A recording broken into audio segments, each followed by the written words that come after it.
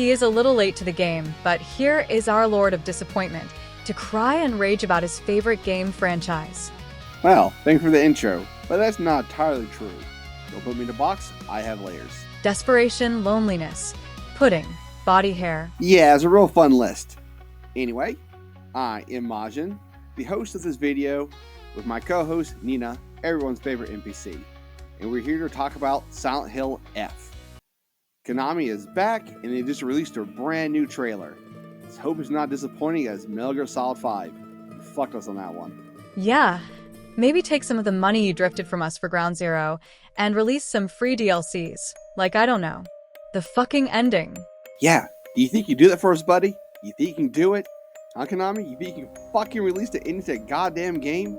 Instead, you are going to give us Snake Eater the remake and Silent Hill Not PT. Well, to be honest with you, Nina, I'm still going to play the Metal Gear Solid remake. Well, fucking duh. But it doesn't mean I can't be fucking upset. Anyway, to recap, fuck you for Metal Gear Solid 5, and thank you for the new Silent Hill game. Silent Hill, Fatal Frames. Now, let's look at this cast. Like all great horror games, it starts with a group of teenagers. They are my favorite prey. Wait, what was that? I said trope. I was never at that lake. Look, it's a distraction. It's just fine, Nina. Standard Silent Hill protocol. Shit, I was hoping for a jump scare, but no, it's just a group of some normal-looking people. They are so defenseless. And that's why I'm glad. Just a normal group of people hanging out, and then the fog arrives. Silent Hill has always been good about not doing jump scares, doing situational terror, and just taking mundane, ordinary-looking people and just putting them into the worst case scenarios. Well, I can't say Resident Evil started that way because every Resident Evil game had extraordinary people fighting zombies. But this is where Silent Hill shines. Really fucking with normal people. This is the part of the trailer that really caught my eye. Previous Silent Hill games had a very 90s grunge-style palette with conflicting grays and browns, so I'm glad to see some vibrant colors to stand in contrast. I gotta agree, look how well that looks. Got the grays, got that red kind of seeping in, that vividness, chasing away the mundaneness, the monotoneness of their life. It's really beautiful. And now the game pivots to Fatal Frames. It's the question that asks what happens when you give supermodels a camera. That's my favorite kind of final girl.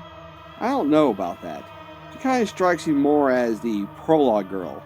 The one that's going to kind of show us how rough the monsters can be, how messed up the final villain can be, and then dies off so we can start the game as the main character, kind of from a per-scratch situation. You know, entering the town in a car crash, as with tradition. I disagree. She has final girl energy written all over her. She is a pipe, and throughout the game, aka the trailer, she is getting more and more undressed. That's a classic 80s survival technique. Yeah, totally. Thank you, Ridley's, for showing us you can fight aliens better if you're more aerodynamic without your pants.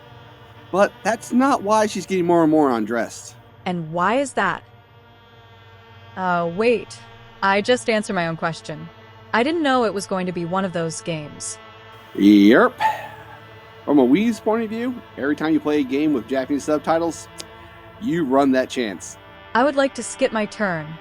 Alright, fair enough. So I'll go ahead and wrap up this episode.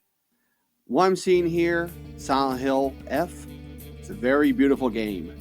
Stunning visuals, the classic horrifying monsters, some pipe action. I mean, the color palette alone is going to be very appealing. Silent Hill has always been kind of the Japanese horror franchise placed in America.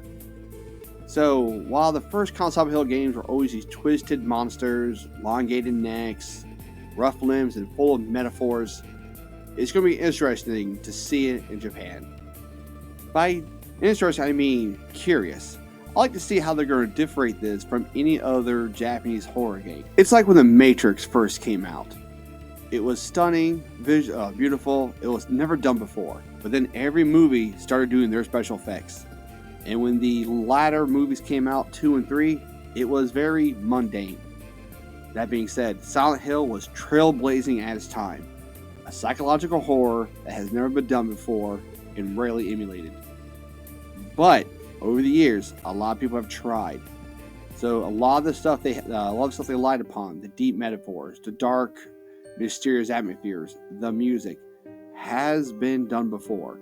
So I'm very curious to see how they're going to carry out these kind of Japanese style horror in Japan.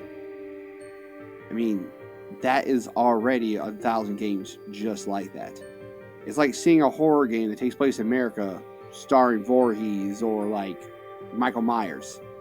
It's been done. But because I'm an optimistic fanboy with a little bit of a cuck, I'll stand behind you guys 110%. Because I want this to succeed so badly. I want Silent Hill back in my life again. Even if it's Silent Hill not PT or Silent Hill Fatal Frames, I'm still willing to accept you because any and every game can be great regardless of its title. I just hope it lives with the glory of the first 3 Silent Hill games.